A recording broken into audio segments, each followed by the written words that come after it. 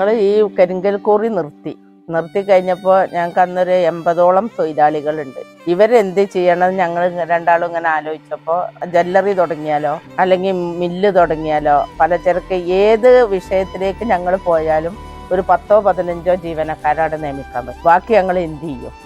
അപ്പം പിന്നെ ഞാൻ ചെറുപ്പം തൊട്ടേ ഈ ചെടികളോടും പൂക്കളോടും മരങ്ങളും, എനിക്ക് മാംഗോസ്റ്റ് കായ്ച്ചിട്ടുണ്ട്, സിന്ദൂരം. അപ്പം ഞാൻ എൻ്റെ വീട്ടിലും നന്നായിട്ട് മാവ്, മൂച്ചി, വിലാവും ഒക്കെ വെറൈറ്റി എല്ലാം ഉണ്ട്.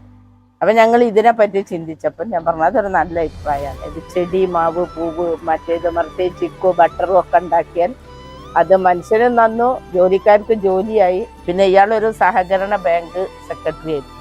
അപ്പം സഹകരണ രംഗത്ത് കൃഷിയെപ്പറ്റി, കൃഷിക്കാരെ പറ്റി ഒക്കെ ഇയാൾക്കും അതിനെപ്പറ്റി നല്ല അറിവുണ്ട്. അപ്പം അത് വെച്ചിട്ടാണ് ഞങ്ങളത് തുടങ്ങി കഴിഞ്ഞപ്പോൾ പിന്നെ അതിങ്ങനെ കൂട്ടി ഇപ്പോൾ ഏതായാലും ഒരു 10-16 ഏക്കറോളം നഴ്സറി ആയി മാറ്റിയിട്ടുണ്ട്. അത് മാത്രമല്ല, ഇപ്പം ഞങ്ങൾ മേലാറ്റൂര് ഞങ്ങളൊരു ബ്രാഞ്ച് ഉദ്ഘാടനം കഴിഞ്ഞു. ഇനി ഞങ്ങൾ തൊഴിലാളികൾക്ക് വേണ്ടി, ഞങ്ങൾ ഒരു കമ്മ്യൂണിസ്റ്റുകാർ കൂടിയാണ്. പട്ടിണി ഇല്ലാതൊക്കെ വിദ്യാഭ്യാസം, ചികിത്സ, പാർപ്പിടം, ഭക്ഷണം, വസ്ത്രം ഒക്കെ ഇന്ത്യ രാജ്യത്തെ എല്ലാ പൗരന്മാർക്കും ഉണ്ടാകുക എന്നുള്ള നയം ഉൾക്കൊണ്ടുകൊണ്ട് ജീവിക്കുന്ന ഒരു കുടുംബമാണ് ഞങ്ങൾ.